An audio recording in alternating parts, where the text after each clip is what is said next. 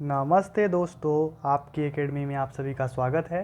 आशा करते हैं आप सभी स्वस्थ होंगे और यूजीसी नेट दिसंबर 2024 के एग्ज़ाम में पूरी तरह से लग गए होंगे। दोस्तों, इस वर्तमान समय में मैं यूजीसी नेट यूनिट 7 के अंतर्गत जितनी भी कहानियाँ लगी हुई हैं, मैं उन कहानियों से संबंधित कंटेंट लेके आ रहा हूँ। इस कंटेंट में आपको सबसे पहले मैं कहानी पाठ उस पार्टिकुलर कहानी का पूरा पाठ करता हूँ। पाठ करने के ठीक पहले उसी वीडियो में मैं उस कहानी से संबंधित मोस्ट इम्पॉर्टेंट फैक्ट, सभी महत्वपूर्ण तथ्यों को संकलित करके, पात्रों को संकलित करके मैं एक जगह लेके आता हूँ और उसको सबसे पहले करवाने के बाद मैं पूरे पाठ को पढ़ता हूँ, पूरे टेक्स्ट को पढ़ता हूँ। टेक्स्ट पढ़ने के बाद उस कहानी से संबंधित पीछे जितने भी पीवाईक्यू पूछे जाते हैं, उस पीवाईक्यू को मैं लगे हाथ तुरंत करवा देता हूँ, ताकि आप उस कहानी को पढ़ने के बाद ये समझ पाओ कि आप कितना पीवाईक्यू प्रश्न कर पा रहे हो। देखो, आप पीवाईक्यू से ही अपना मूल्यांकन कर सकते हो, बाकी एमसीक्यू तो आपको बाहर मिल ही जाएंगे। दोस्तों, उसके ठीक कहानी पढ़ने के बाद हम दूसरी वीडियो लेके आते हैं।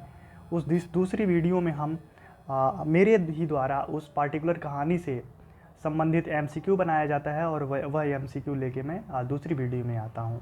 वो एमसीक्यू ऐसा होता है जो कि बहुत ही इम्पॉर्टेंट होता है। मैं पिछले सारे पेपर का मूल्यांकन करने के बाद एमसीक्यू बनाता हूँ।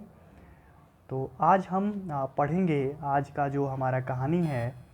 इसके पहले हम 8 कहानी पे बात कर चुके हैं, 8 कहानी पढ़ चुके हैं। आज 9वीं कहानी है चीफ की दावत। इसके लेखक हैं भीष्म साहनी। आइए सबसे पहले इसके इम्पॉर्टेंट तथ्य को पढ़ते हैं। चीफ की दावत कहानी का प्रकाशन वर्ष 1956 ईस्वी है। दूसरा फैक्ट देखिए इसका कि यह कहानी पहला पाठ नामक कहानी संग्रह में 1957 में संग्रहित हुआ।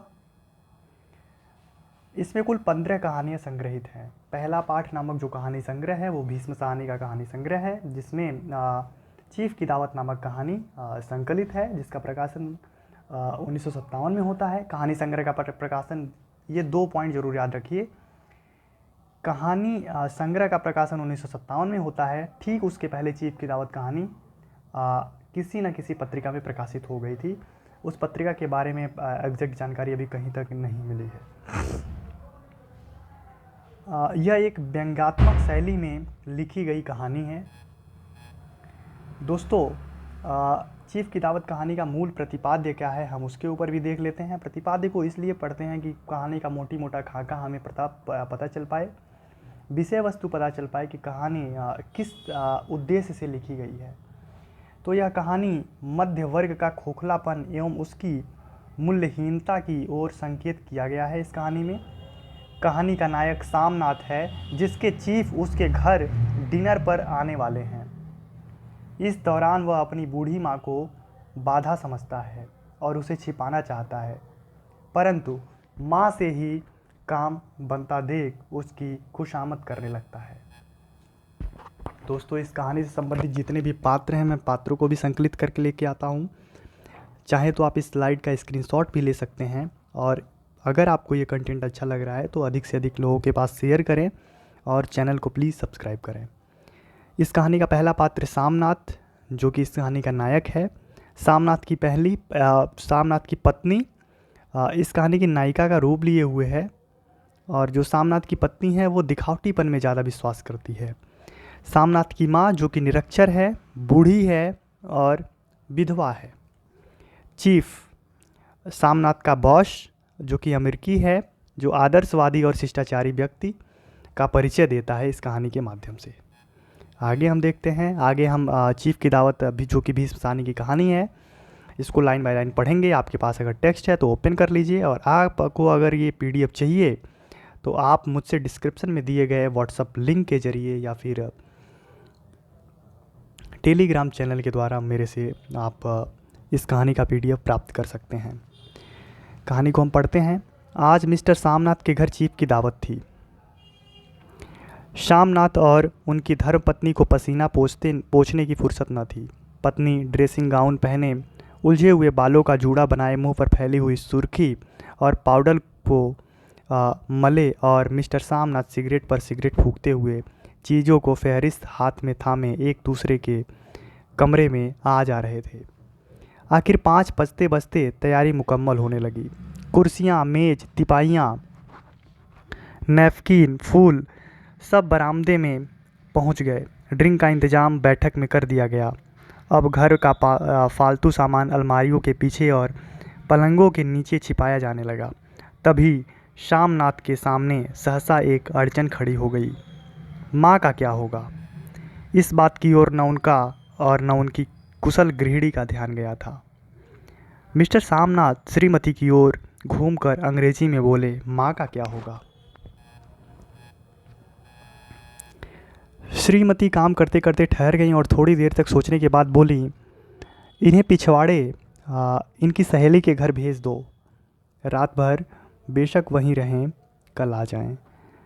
श्यामनाथ सिगरेट मुंह में रखे सिगुड़ी आँखों से श्रीमती के चेहरे की ओर देखते हुए पल भर सोचते रहे।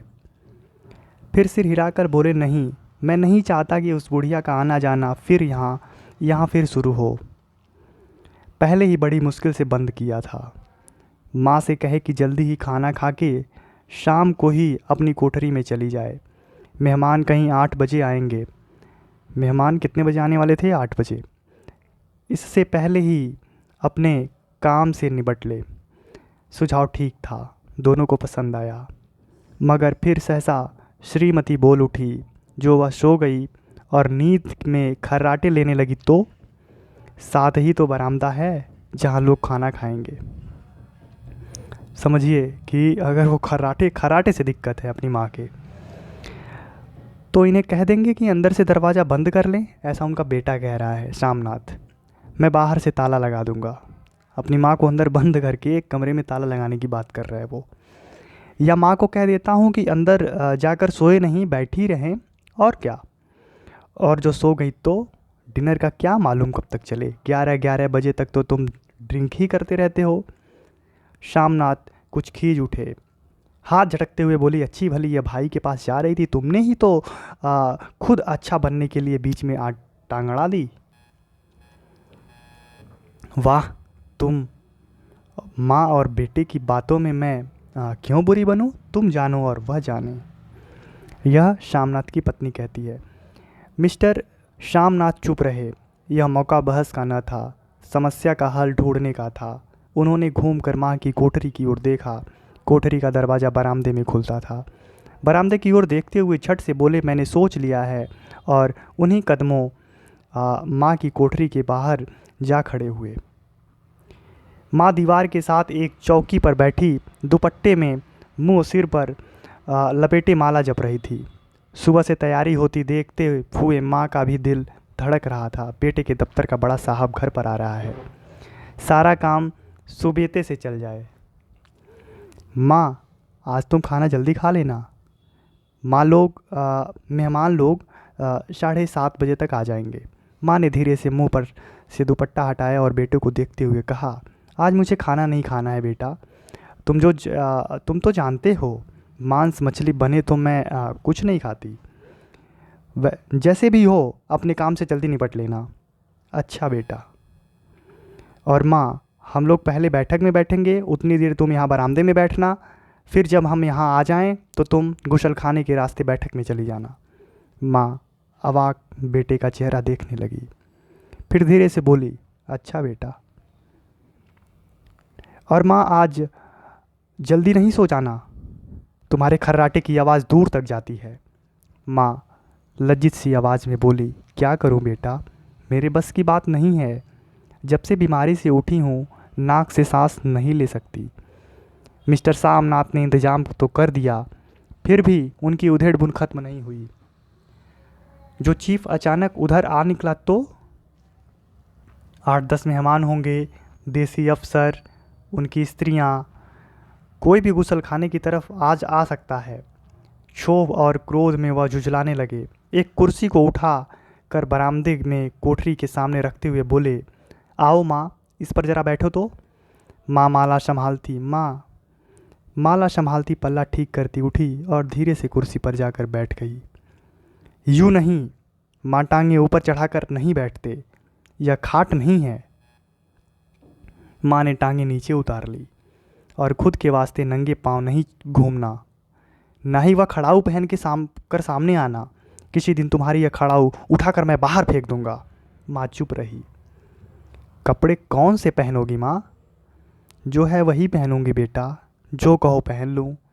मिस्टर सामनाथ सिगरेट मुंह में रखे फिर अधखुली आंखों में माँ की ओर देखने लगे और माँ के कपड़ों की सोचने लगे।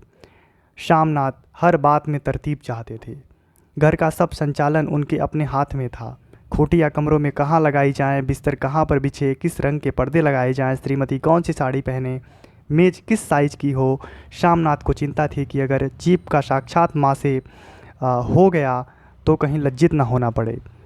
माँ को सिर से पाँव तक देखते हुए बोले, तुम सफ़ेद कमीज़ और सफ़ेद सलवार पहन लो माँ। पहन के आओ तो ज़रा देखूं। माँ धीरे से उठी और अपनी कोठरी में कपड़े पहनने चली गई। यह माँ का झमेला ही रहेगा, उन्होंने फिर अंग्रेजी में अपनी स्त्री से कहा। कोई ढंग की बात हो तो भी कोई कहे।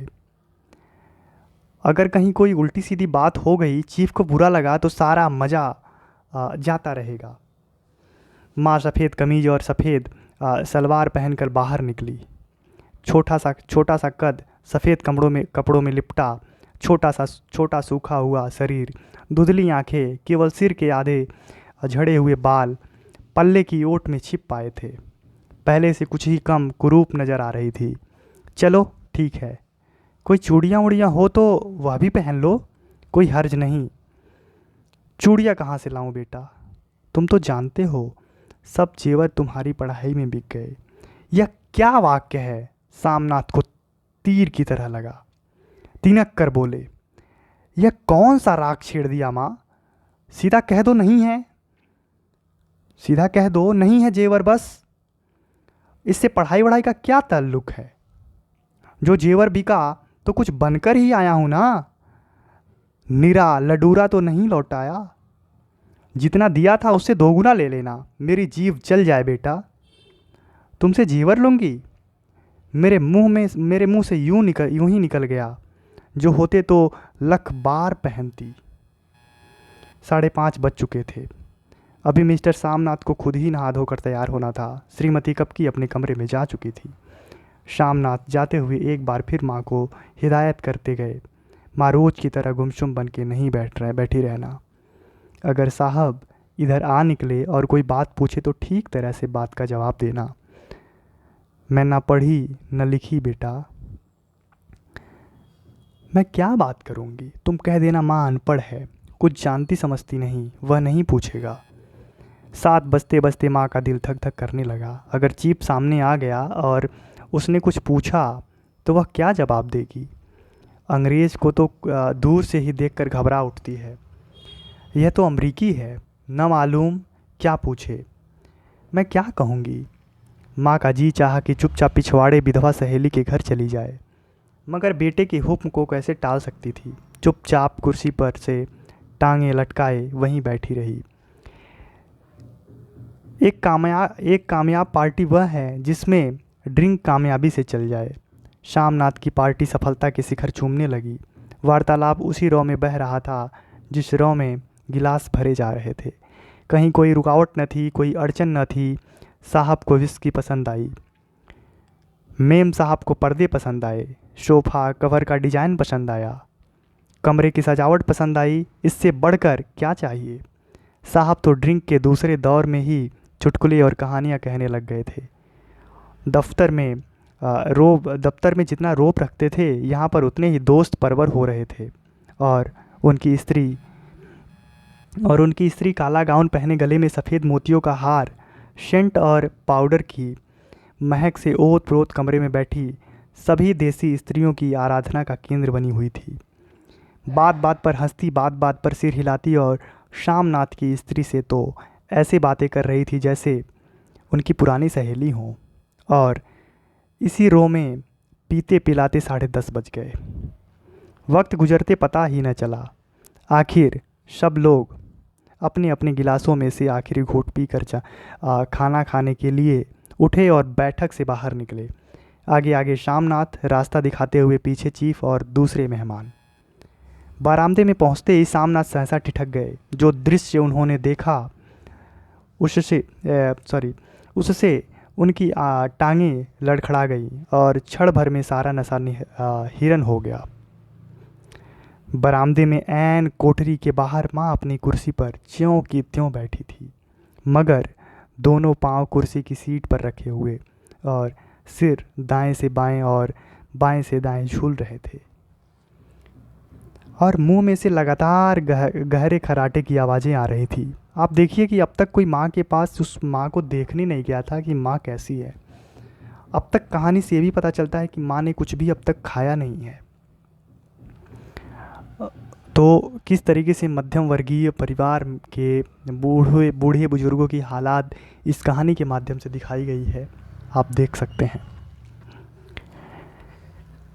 जब सिर कुछ देर के लिए टेढ़ा होकर एक तरफ को थम जाता तो खर्राटे और भी गहरे हो उठते, और फिर जब झटके से नींद टूटती तो सिर फिर दाएं से बाएं झूलने लगता। पल्ला सिर पर से खिसक आया था और माँ के झरे हुए बाल आधे गंजे सिर पर अस्त व्यस्त बिखर रहे थे। देखते ही सामनाथ क्रुद्ध हो उठे।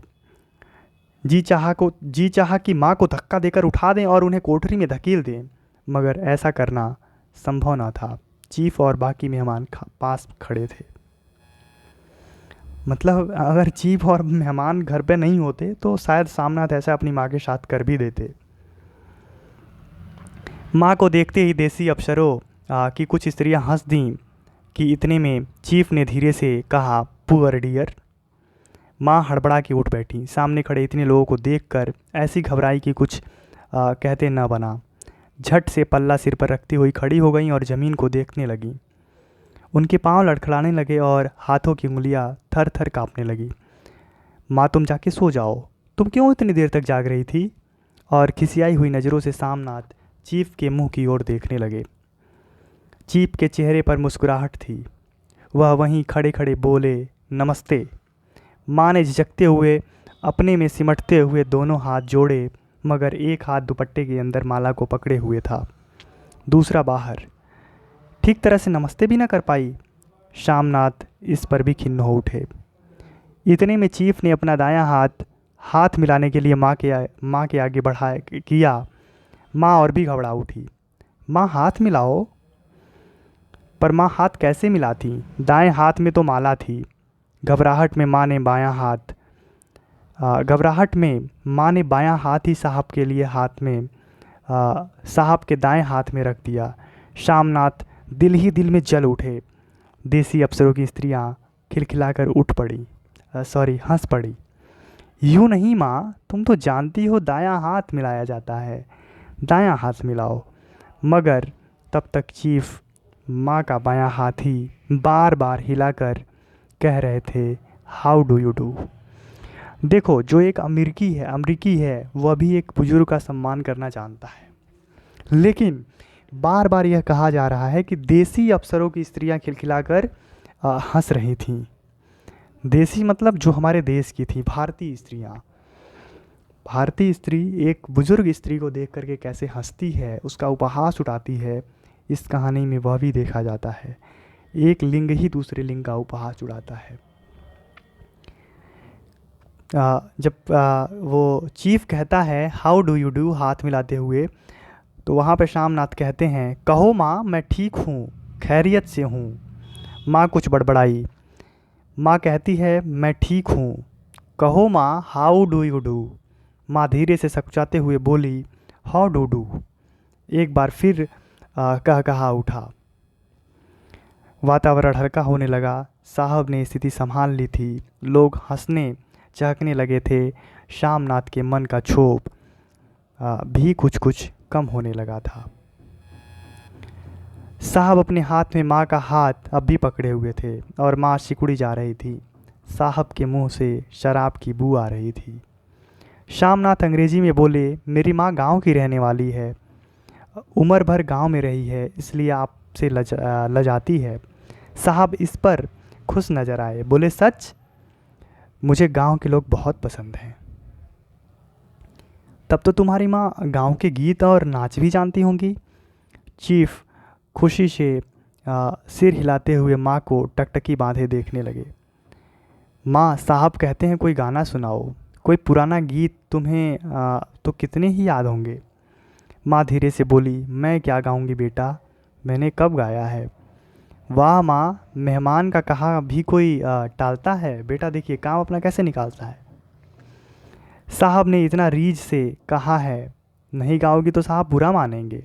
मैं क्या गाऊं बेटा, मुझे क्या आता है। वाह, कोई बढ़िया टप्पे सुना दो, दो पत्तर अनारा दे। ये प्रश्न पूछा गया है PYQ में कि सामनाथ अपनी माँ से कैसा गाना, टप्पे में कौन सा गाना सुनने के लिए आदेश देता है। देसी अफसर और उनकी स्त्रियों ने इस सुझाव पर तालियां पीटी। माँ कभी दीन दृष्टि से बेटे के चेहरे को देखती, कभी पास खड़ी बहू के चेहरे को। इतने में बेटे ने गंभीर आदेश भरे लिहाज में कहा, माँ। इसके बाद हाँ या ना सवाल ही ना उठता था। माँ बैठ गई और छिड़ दुर्बल लरजती आवाज़ में एक पुराना विवाह गीत गाने लगी। माँ क्या गाती है, एक पुराना विवाह गीत गाती है। हरियाणी माए हरियाणी भेड़े, हरियाँ ते भागी भरियाँ हैं। ये दो पंक्तियाँ आप ज़रूर नोट करिए। हरियाणी माए हरियाणी भेड़े, हरियाँ दे भागी भरियाँ हैं। देसी स्त्रियाँ खिलखिला के हंस उठीं। 3 पंक्तियाँ गा के माँ चुप हो गई। माँ कितनी पंक्ति गाती है, 3 पंक्ति, इसे भी आप नोट करिए। बरामदा तालियों से गूंज उठा। साहब तालियां पीटना बंद ही न करते थे। शामनाथ की खींच प्रसन्नता और गर्व में बदल उठी थी। माँ ने पार्टी में नया रंग भर दिया था। तालियां थमने पर साहब बोले, पंजाब के गांवों की दस्तकारी क्या है। शामनाथ खुशी में झूम रहे थे। बोले, ओ बहुत कुछ साहब, मैं आपको एक सेट उन चीज़ों का भेंट करूंगा, आप उन्हें देखकर खुश होंगे। मगर साहब ने सिर हिलाकर अंग्रेजी में पूछा, फिर पूछा, नहीं, मैं दुकानों की चीज़ नहीं मांगता। पंजाबियों के घरे में और क्या बनता है, औरतें खुद क्या बनाती हैं। शामनाथ कुछ सोचते हुए बोले, लड़कियां गुड़ियां बनाती हैं और फुलकारियां बनाती हैं। फुलकारी क्या है। शामनाथ फुलकारी का मतलब समझाने का कि असफल चेष्टा करने के बाद माँ को बोले, क्यों माँ, कोई पुरानी फुलकारी घर में है। माँ चुपचाप अंदर गई और अपनी पुरानी फुलकारी उठा लाई। साहब बड़ी रुचि से फुलकारी देखने लगे। पुरानी फुलकारी थी, जगह जगह से उसके तागे टूट रहे थे और कपड़ा फटने लगा था। साहब की रुचि को देखकर शामनाथ बोले, यह फटी हुई है साहब, मैं आपको नई बनवा दूंगा। माँ बना देगी। क्यों माँ, साहब को फुलकारी बहुत पसंद है, इन्हें ऐसी एक फुलकारी बना दोगी ना। माँ चुप रही, फिर डरते डरते धीरे से बोली, अब मेरी नज़र कहाँ है बेटा, बूढ़ी आंखें क्या देखेंगी। मगर माँ का वाक्य बीच में ही तोड़ते हुए शामनाथ साहब को बोले, वह ज़रूर बना देगी, आप उसे देखकर खुश होंगे। साहब ने सिर हिलाया, धन्यवाद किया और हल्के हल्के झूमते हुए खाने की मेज़ की ओर बढ़ गए। बाकी मेहमान भी उनके पीछे पीछे हो लिए। जब मेहमान बैठ गए और माँ पर से सबकी आंखें हट गईं तो माँ धीरे से कुर्सी पर से उठी और सबसे नज़रें बचाती हुई अपनी कोठरी में चली गई। मगर कोठरी में बैठने की देर थी। माँ की आंखों में छल छल आंसू बहने लगे। वह दुपट्टे से बार बार उन्हें पोंछती, पर वह बार बार उमड़ आते, जैसे बरसों की बाँध तोड़कर उमड़ आए हों। माँ ने बहुतेरा दिल को समझाया, हाथ जोड़े, भगवान का नाम लिया, बेटे की चिरायु होने की प्रार्थना की, बार बार आंखें बंद की, मगर आंसू बरसात के पानी की तरह जैसे थमने में नहीं आते थे। बहुत रोती है माँ उसकी। आधी रात का वक्त होगा। मेहमान खाना खाकर एक एक करके जा चुके थे। माँ दीवार से सटकर बैठी आंखें फाड़े दीवार को देखे जा रही थी। घर के वातावरण में तनाव ढीला पड़ चुका था। मोहल्ले की निस्तब्धता सामनाथ के घर भी छा चुकी थी। केवल रसोई में प्लेटों के खनकने की आवाज़ आ रही थी। तभी सहसा माँ की कोठरी का दरवाज़ा ज़ोर से खटकने लगा। माँ, दरवाज़ा खोलो। माँ का दिल बैठ गया। हड़बड़ा कर उठ बैठी। क्या मुझसे फिर कोई भूल हो गई। माँ कितनी देर से अपने आप को कोस रही थी कि क्यों उन्हें नींद नहीं आ गई, क्यों वह ऊँघने लगी। क्या बेटे ने अभी तक क्षमा नहीं किया? माँ उठी और कांपते हाथों से दरवाज़ा खोल दिया। दरवाजे खोलते ही सामनाथ झूमते हुए आगे बढ़ गए और माँ को आलिंगन से में भर लिया। ओ मम्मी, तुमने तो आज रंग ला दिया। साहब ने तुमसे इतना खुश हुआ कि क्या कहूँ। ओ मम्मी मम्मी। माँ की छोटी सी काया सिमट कर बेटे के आलिंगन में छिप गई। माँ की आंखों में फिर आंसू आ गए। उन्हें पोंछते हुए धीरे से बोली, बेटा तुम मुझे हरिद्वार भेज दो, मैं कब से कह रही हूँ। शामनाथ का झूमना सहसा बंद हो गया और उनकी पेशानी पर फिर तनाव के बल पड़ने लगे। उनकी बाहें माँ के शरीर पर से हट गए। क्या कहा माँ? यह कौन सा राग तुमने फिर छेड़ दिया? शामनाथ का क्रोध बढ़ने लगा था। बोलते गए, तुम मुझे बदनाम करना चाहती हो ताकि दुनिया कहे कि बेटा माँ को अपने पास नहीं रख सकता। नहीं बेटा, अब तुम अपनी बहू के साथ जैसा मन चाहे रहो। मैंने अपना खा पहन लिया, अब यहाँ क्या करूँगी? जो थोड़े दिन जिंदगानी के बाकी हैं, भगवान का नाम लूँगी, तब तुम मुझे हरिद्वार भेज दो। सॉरी, थोड़ा सा मतलब पास में ही रोड है तो उसका बैकग्राउंड नॉइज़ कभी कभी आ जाता है, आप उसे इग्नोर करिए। बस थोड़ी सी और कहानी बची हुई है। मैं आगे से कोशिश करूँगा ये वीडियो मैं रात में शूट करूँ जब पूरा शांति रहता है। तुम चली जाओगी तो फुलकारी कौन बनाएगा? साहब ने तुम्हारे सामने ही फुलकारी देने का इकरार किया है। मेरे आंखें अब नहीं है बेटा जो फुलकारी बना सकूं। तुम कहीं और से बनवा लो, बनी बनाई ले लो। माँ, तुम मुझे धोखा दे के यूं चली जाओगी? मेरा बनता काम बिगाड़ोगी? जानती नहीं साहब खुश होगा तो मुझे तरक्की मिलेगी। माँ चुप हो गई, फिर बेटे के मुंह की ओर देखती हुई बोली, क्या तेरी तरक्की होगी? क्या साहब तेरी तरक्की कर देगा? क्या उसने कुछ कहा है? कहा नहीं, मगर देखती नहीं कितना खुश है। कहता था जब तेरी माँ फुलकारी बनाना शुरू करेगी तो मैं देखने आऊँगा कि कैसे बनाती है। जो साहब खुश हो गया तो मुझे इससे बड़ी नौकरी भी मिल सकती है।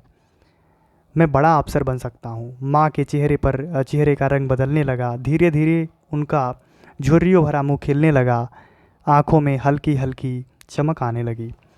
विडंबना ये है कि अब तक माँ से उस बेटे ने एक बार भी नहीं पूछा कि माँ, कुछ खाना खाओगी? तुम्हारे लिए कुछ बना दूँ, तुम्हारे लिए कुछ बनवा दूँ? और उस घर की जो बहू थी, शामनाथ की पत्नी थी, वह भी एक बार नहीं पूछने आती कि आप क्या खाओगी। बार बार वो फुलकारी बनाना, अपना काम वो निकालना चाहता है अपनी माँ से। यह इस कहानी की सबसे बड़ी विडंबना है। फिर उसकी माँ कहती है, तरक्की यूं ही हो जाएगी। साहब को खुश रखूँगा तो कुछ करेगा, वरना उसकी खिदमत करने वाले और थोड़े हैं। तो मैं बना दूंगी बेटा, जैसे बन पड़ेगा बना दूंगी। और माँ दिल ही दिल में फिर बेटे के उज्जवल भविष्य की कामनाएं करने लगी। और मिस्टर सामनाथ, अब सो जाओ माँ, कहते हुए तनिक लड़खड़ाते हुए अपने कमरे की ओर घूम गए। कहानी समाप्त होती है। कहानी का पार्ट आपको कैसा लगा कमेंट बॉक्स के माध्यम से ज़रूर बताइए। हम इसके बाद PYQ को करते हैं। इस कहानी से संबंधित जितने भी PYQ हैं उसे हम तुरंत देख लेते हैं। PYQ को देखने का मतलब ये है कि आप कहानी तुरंत पाठ किए, हमने कहानी के तथ्यों को पढ़ा, उससे संबंधित जब PYQ हम कर लेंगे तो पता चलेगा कितने प्रश्न सही हो रहे हैं। 2-3 प्रश्न जो भी PYQ में हैं, अभी 2-3 ही करते हैं, बाकी पूरा PYQ का सीरीज़ में लेके आऊँगा हर एक यूनिट का। यह प्रश्न है UGC नेट हिंदी दिसंबर 2022 शिफ्ट 2 का। आप ऑथेंटेशन देख लीजिए। मैं जो भी बात करूँगा विथ प्रूफ करूँगा। पहला प्रश्न है, माँ के हाथ की बनी कौन सी कला को देखकर चीफ प्रसन्न हो गए? ए ऑप्शन कसीदाकारी, B chikankari, C zardozi, D phulkari. इसका उत्तर जैसा कि आप सभी ने देखा है, इसका उत्तर है ऑप्शन डी फुलकारी। अगले प्रश्न की हम तरफ चलते हैं। उत्तर भी देख लीजिए, फुलकारी। अगला प्रश्न है क्वेश्चन 2, चीफ की दावत से संबंध में निम्नलिखित कथनों पर विचार कीजिए। 5 कथन दिए गए हैं, 5 में से आपको सही कथन को चुनना है। पहला कथन है, व्यक्ति को वस्तु के रूप में देखने वाली मानसिकता का प्रतिकार करती है यह कहानी। बी, बॉस के प्रति हार्दिक सम्मान व्यक्त होता है। सी, मध्यवर्गीय शहरी मानसिकता के खोखलेपन को उजागर करती है। डी, माता के प्रति प्रेम और सम्मान भाव को प्रकट करती है। ई, निम्न मध्यवर्गीय परिवारों की संस्कृति का प्रभावी चित्रण करती है। नीचे दिए गए विकल्पों में से सही उत्तर का चयन कीजिए। ऑप्शन ए केवल बी सी ई, ऑप्शन सी केवल A B E, option D C B. एक सेकेंड, ये option B, option C, option D केवल ए सी ई। इसमें देखिए ई सब में है, यानी ई ऑप्शन करेक्ट ही है। उसके बाद डी, माता के प्रति प्रेम और सम्मान भाव को प्रकट करती है, ये बिल्कुल गलत है।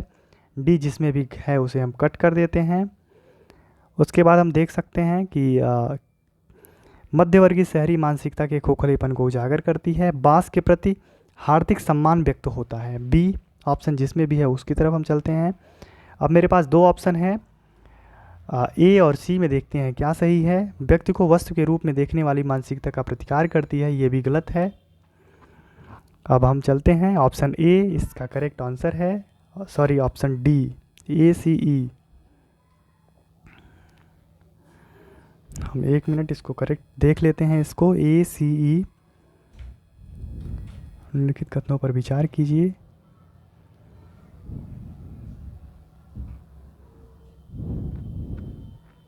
हाँ, बॉस के प्रति हार्दिक सम्मान व्यक्त होता है। बॉस के प्रति हार्दिक सम्मान व्यक्त होता भी है, लेकिन वो हार्दिक सम्मान नहीं है, वह तो एक स्वार्थ है। सम्मान दिल से होता है, किसी के बदले नहीं होता किसी काम, इसलिए बी ऑप्शन गलत है। तो बी इसको भी कट कर दो, इसे भी कट कर दो, और ए सही है, ये इसमें है, तो डी ऑप्शन सही होगा। तो ठीक है, आज का ये जो हमारा सीरीज़ था, चीफ़ की दावत कहानी थी, उसको हमने पढ़ा, लाइन बाय लाइन चीफ़ की दावत कहानी को पढ़ लिया। आगे हम इस कहानी से संबंधित अगली वीडियो में आपको इस कहानी संबंधित मोस्ट इम्पॉर्टेंट MCQ देखने को मिलेंगे। आपको ये कहानी कैसा लगा, ये कहानी का पार्ट कैसा लगा, PYQ का जो मैंने कंटेंट लाया था उसको आपको कितना समझ में आया, साथ ही जो मैं महत्वपूर्ण तथ्य लेके आया था, महत्वपूर्ण तथ्य आपके समक्ष लेके आया था, चाहे वो पात्र का संकलन हो, वो सब कैसा लगा आपको, वो सब कुछ संकलन में जो भी हमने मेहनत किया है वो कितना आपको लाभदायक हो रहा है, आप कमेंट बॉक्स के माध्यम से ज़रूर बताइए, और प्लीज़ चैनल को सब्सक्राइब करिए और अपने दोस्तों के साथ शेयर करिए। थैंक यू, धन्यवाद, स्वस्थ रहिए।